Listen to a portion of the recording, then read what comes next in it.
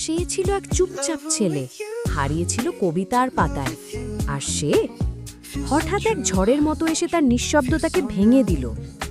শুধু একটা হাসি, যেন বলল, আমি তোমাকে দেখছি, তুমি অনেক বেশি সিরিয়াস।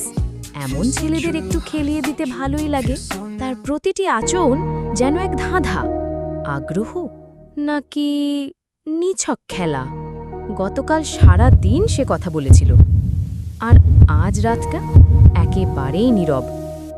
এই নীরবতাই সবচেয়ে জোরে চিৎকার করে, সব কি তাহলে শুধু আমার কল্পনা ছিল? তুমি কি আমার সাথে খেলা করছো, নাকি এটা তোমার কাছেও সত্যি? হয়তো দুটোই। হয়তো দেখতে চেয়েছিলাম তুমি কতটা পড়ো।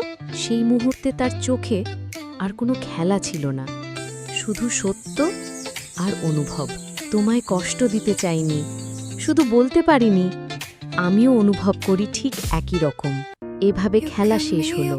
হার জিত নয়, বরং দুটো হৃদয় পাশাপাশি হাঁটল ভালোবাসার পথে।